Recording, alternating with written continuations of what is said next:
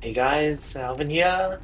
So it's the 9th of March, a month after our C grade win. We were promoted to B grade.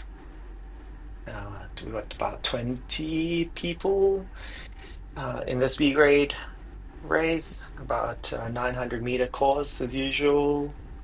Let me check here. Yep, 930-meter course, 3 meters elevation per lap. And in this race, we've got Big Dog Ryan. You got myself, Orca, and Eves in our team of four here. Main frame is my camera, and in the top left there, that's Eves's camera. So if you started on our first lap, you got some pretty big hitters here. You can just tell by the size of their legs, their tattoos, at their pro racing kit. Look at you got some of these unicorn guys, some of these Midland guys. You got some fast bikes in here, Cervelo S5s. So yeah, it should be a pretty good competition. First lap, we're always just chilling, kind of getting a feel for each other. But we do see Paul out in front there, I think inviting a breakaway already.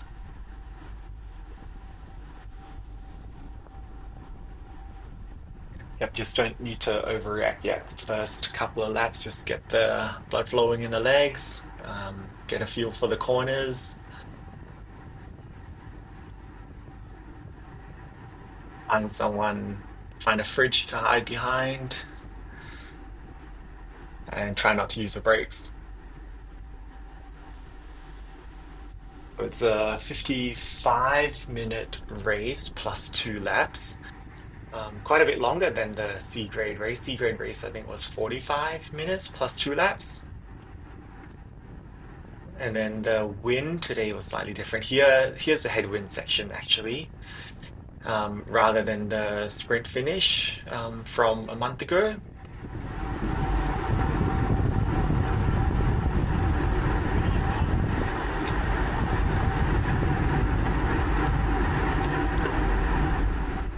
So you see Ryan going on a flyer on the inside there. It's only the second lap, only the second lap. But that's the way Ryan rides. He's very assertive, very proactive. More than happy to do a few pulls out front by himself, not even pulling anyone, just inviting a breakaway. I've watched Ryan race a couple of times, and this is his trademark move.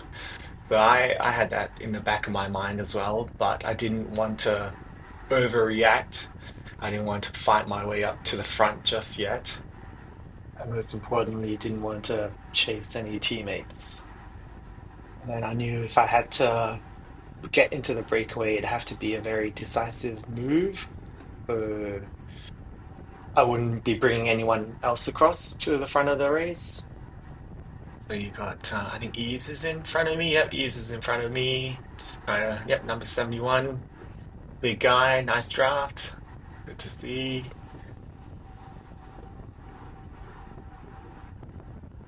And there was a truck actually on this straight here, so you just got to watch out for that. Luckily, the roads are pretty wide. I see Eves tagged on to the back of MB, who won second in the C grade race, so congrats to him. But that's pretty good strategy from Eves just to mark the people who are more likely to get into a breakaway. So yep, Ryan's still dangling at the front there. I think we've got people still trying to chase, so MB's trying to chase and close the gap. As well as that's Ian in the teal in the green jersey, long sleeve jersey. And then I'm just going up on the inside here, just because yeah, a few people were freewheeling, have to kind of move up in the pack. So that was a pretty way to gain 5 wheels or so, 5, 10 wheels. Okay, now cut that corner, dive vomit a little bit. Okay, I see this Midland guy, number 69. Oh yeah, he's rocking about. He's putting a good dig. Let's see how long this goes for. Maybe about a 15, 20 second effort. So he's on the front here trying to bridge, but I take that wheel from Eves. Thanks, Eves.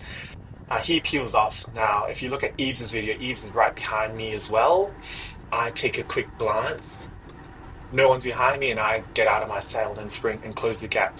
So that was ideal situation where he kind of springboarded me and led me out to be able to bridge the gap. Number 69 in Eaton's video, he's cooked. He can't close the gap that I created. And I just carried that speed into this corner, and here I am. I think this is the defining moment of my race where I managed to bridge across, just sit in the back for a little bit, just catch my breath, get my heart rate down. And that's our breakaway of four for now. But breakaway hasn't been.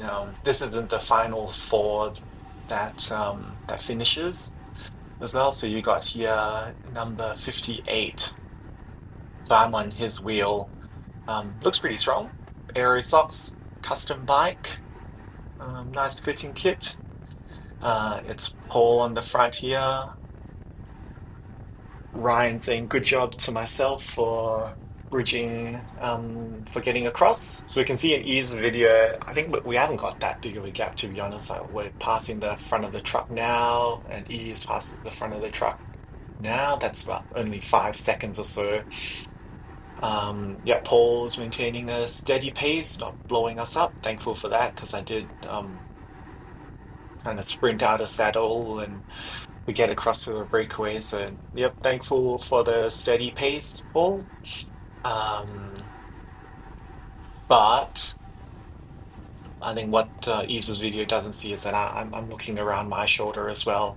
I don't think this pace is high enough. And number 58, he doesn't seem to be putting, a big effort. He seems to be slowing down even. If you look at my power there, I'll give him another chance after this corner, see how he goes. Takes the corner quite well. I'm on his wheel. You can see in Eves' video, yeah, Michael B's pretty much bridged the gap already. It's just behind Paul there. So now I'm on the front of this breakaway group, which is getting absorbed. And then I take one quick look if behind my back, and I see the white jersey of MB, and I send it. So you look at my watts here, 500, 600 watts, just to kind of get a gap going. I think that's the best chance to attack again when the peloton catches up to the breakaway. Everyone seems to kind of ease off. They think the job is done, the job's over. They've caught the breakaway. They can kind of sit up, have a drink, but that's the best time to catch them in a lull as well. So you look at the gap that we've just established from me taking over on the front halfway through the lap. So we'll just count the seconds. Okay, we go through the start line here. 1,000, 2,000, 3,000, 4,000. 5,000, 6,000, 7, 8, 9, 10. That's a 10-second gap in the space of half a lap. So someone else managed to bridge across as well. So we've got a breakaway of four now. So not the Aerosox guy, but we've got Ian in the green long sleeve jersey. That's pretty much it, really. I think the breakaway is established. I've got a nice draft behind Paul for the remainder of the race. Paul's a solid unit. He's about 6 foot, or I'd say 6'4". Um, yep, very steady as well. Very steady rider. No surging from him. And so what we do from this point onwards, it wasn't even discussed or communicated. I think we all just knew that we all got to work together. We're all doing one lap pulls each. So on this final straight, we pull off for each other. Um, you can just see how lean Paul's legs are. You see the veins in his calves. Jeez, that's when you know you're in good hands. Yeah, very steady. And actually, not much more to say on my part. If we look at Eves' video, I think they don't have like a working group at the front. of the peloton to bring us back. And that always makes it harder. Like you see that our entry speeds as well into the corners. Okay, 36 k's an hour just then. Okay, let's see what entry speed Eves does into that corner. We've got a pretty healthy gap already. Look at the corner speed here.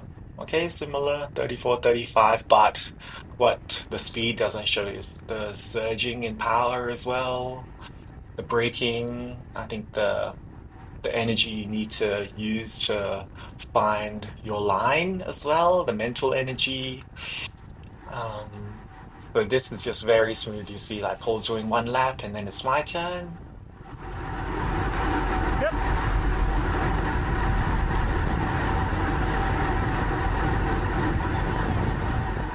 What happened from here? We're just rolling turns for the remainder of the race, really. And then so I'm on the front for nine of those laps. Average power was about 310. And then the other 24 laps where I was either second, third, or fourth wheel, average power was about 230 watts. Just FYI.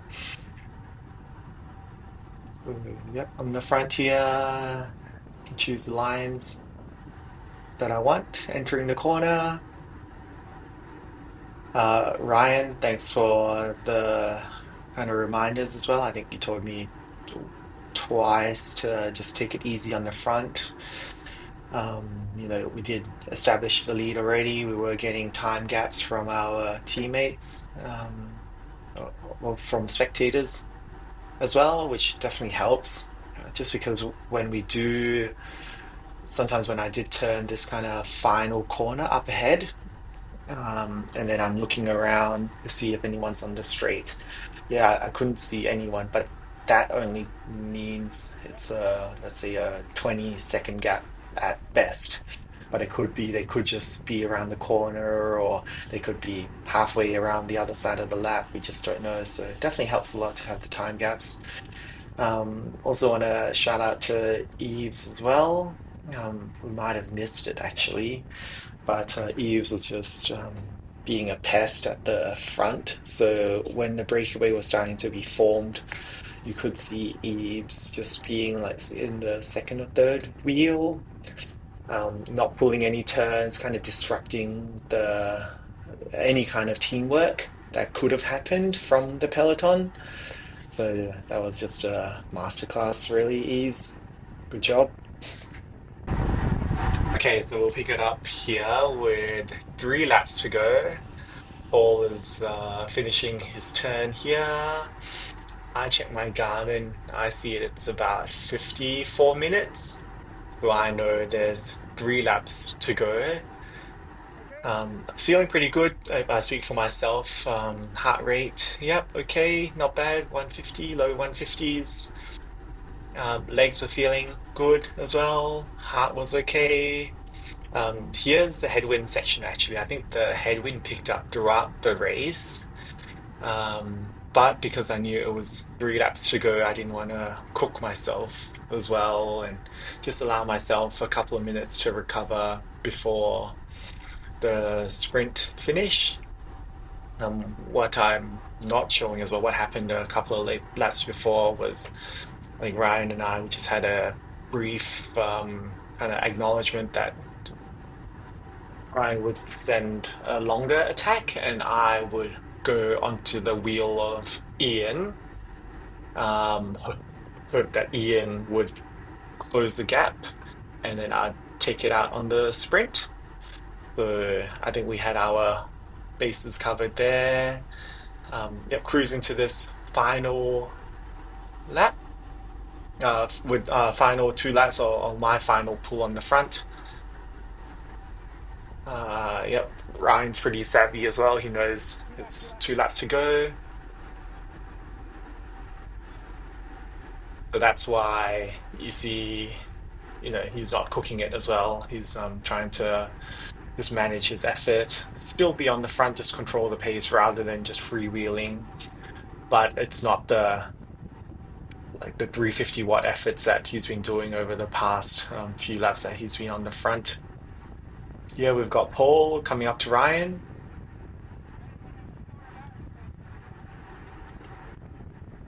So what Paul is trying to say is to tell us to keep the pace up and better the four of us to get on the podium rather than playing kind of cat and mouse or playing games and we get absorbed by the peloton. But Ryan very calmly just tells Paul we've got a 50-second gap actually.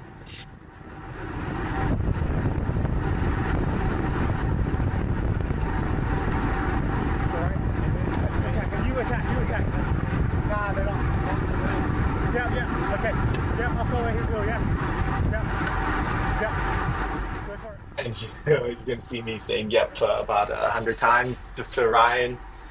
I was getting a bit excited as well. Just wanted to make sure. So Ryan's telling me to hold his wheel, hold number 59's wheel. Number 59 tries to attack here. Interesting. Uh, Pretty easily followed by Ryan and myself if you look at our heart rates. So that's good. That's good that we can follow the wheel. He takes a pretty strange line, quite a narrow line, clips his pedal. Very lucky there wasn't a crash there. I think we just acknowledge that, okay, good job, keep it upright, and then yep, Ryan goes off. Okay, now here, this is where I had to be smart as well. So I see Paul on the right. I didn't want to get boxed in, so I quickly go on Paul's left. Now I always wanted the inside line. So now I get the draft. And I know that Ian is on my right hand side. I look back around. Ian's actually on my left side now. So that's when I get out of the draft of Paul. I tell Paul I'm on the inside. Yep, on your left.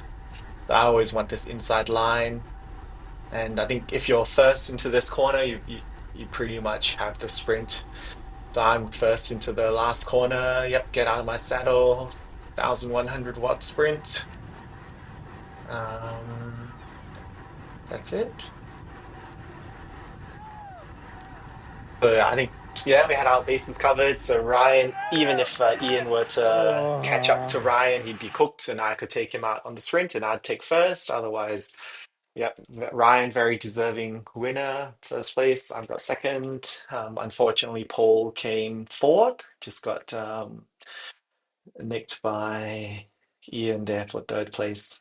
There's some photos here. Thanks for VB. Very pro-looking photos. Thanks for the soft drinks and the dumplings as well. Here's just our team here. Thanks for everyone's support. This was a great day out. Thanks, guys.